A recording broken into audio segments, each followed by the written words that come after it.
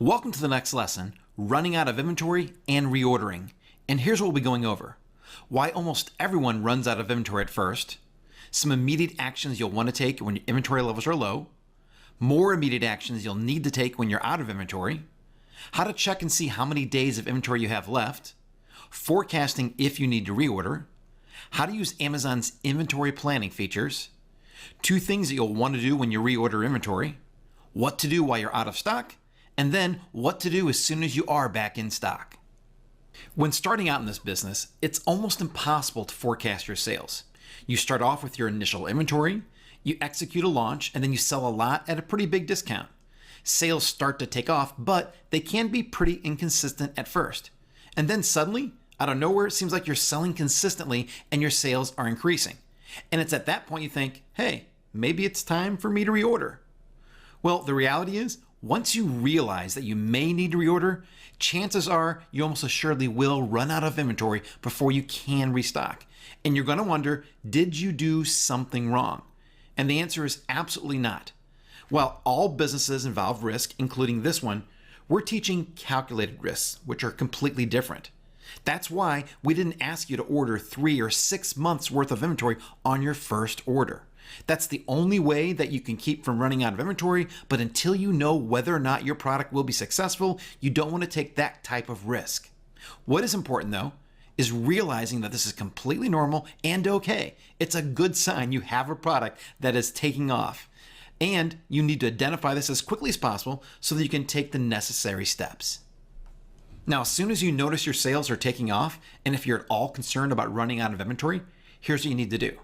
First, we need to calculate and see if you're really going to run out. And coming up, I'll show you how to do that. Then, if you determine that you will, here are the next steps. You'll want to stop all your discounted promotions. You'll want to turn off all your paid ads. And then our recommendation is to keep the price the same and simply let your product run out of inventory.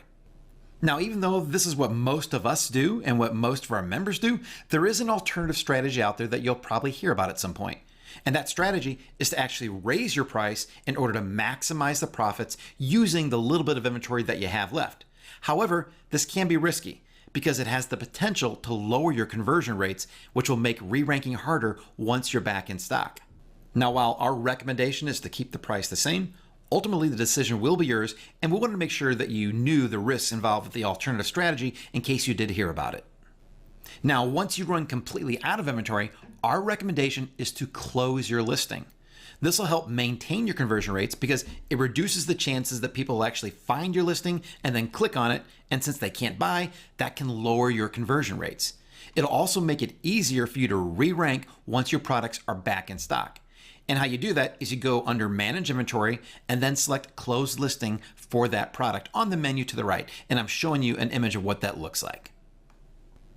So now we need to calculate how many days of inventory we have left. I like using Amazon's new Inventory Dashboard feature right inside of Seller Central.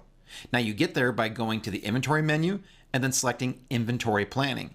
And on that screen, you look at the Restock Inventory section in the lower right-hand corner. And it's going to tell you exactly how many days Amazon thinks you have left based upon your most recent sales. Now, while this may not be perfect, Amazon does have a pretty good handle on how well you're selling, so I tend to trust this number. Let's go take a look at that screen right now. Here's the inventory dashboard that I got to by going to Inventory and then Inventory Planning. And if you notice in the lower right-hand corner, there's the Restock Inventory section. And it's going to list up to 3 products that they feel you're getting low on inventory. And if you want to see them all, you just click on the View All button right there. Now, in order to forecast when we need to reorder, we have to remember how long it took to get our products made and shipped to us on the first order. So look back at a timeline of when you ordered your first inventory, and then mark down the date when they said production actually started. Then mark down the date when inventory was live and available for sale in Amazon.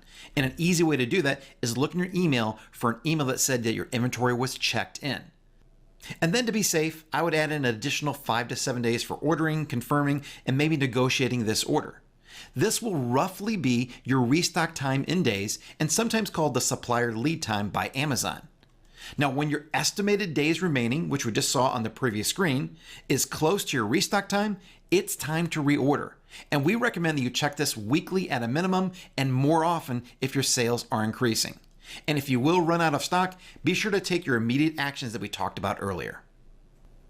Now, we can also make use of Amazon's inventory planning features by adding in that restock time for each product in order to get more accurate estimates of when and how much to reorder. And we do that from the inventory dashboard, then selecting restock inventory, and then view details for each product. And then for each product, you want to enter all the information that you have, such as the restock time, which Amazon calls the supplier lead time, the MOQ, or the minimum order quantity, and then the number of units per case, which Amazon calls the case pack quantity. Now let's go take a look at that screen. So here's the inventory dashboard that we were on earlier, and you can either click on restock inventory at the top or the view all button in the lower right hand corner, and those will both take you to the restock inventory screen. And when you get there, here's what it looks like. It's going to list out all your products in the order that they think you need to reorder them.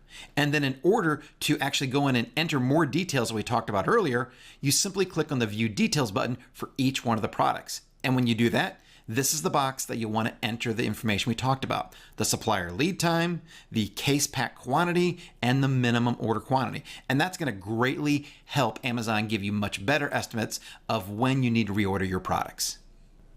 So when it is time to reorder, we have to figure out exactly how much do we reorder. Now the goal, of course, is to never run out of inventory again. But keep in mind that still may happen even after your second order. It just means you have a really good product. So how much do you reorder? Well, in the early stages of a product, assume that you'll continue to increase sales by about 50% once you're back in stock. For example, if you were selling 10 units a day before, a realistic target to get to would be selling 15 units a day. So if your restock time is 67 days, you should then reorder at least 1,005 units, which is 67 days times 15 a day. And keep in mind that a small relaunch might be necessary. So if you're out of stock for more than a few weeks, you'll want to order some extra units just to have those around for that. Now, of course, if that's not possible to order that much, simply order as much as you can based upon your cash flow. Now, there's two things you may want to do when you're reordering. The first is to address any minor product, packaging, or insert issues that you may have had on your first order, such as typos, grammar, misspellings, etc. Also, take into account any feedback that you receive from customers, especially negative reviews, and see what your supplier can do about that. Then the second thing you may want to do is to ask for a better price. You could try to get quantity discounts if you order more, or you might just simply try to renegotiate on the original price. Say that you're really ramping up sales and you want to stay loyal with them, and a better price would help do that.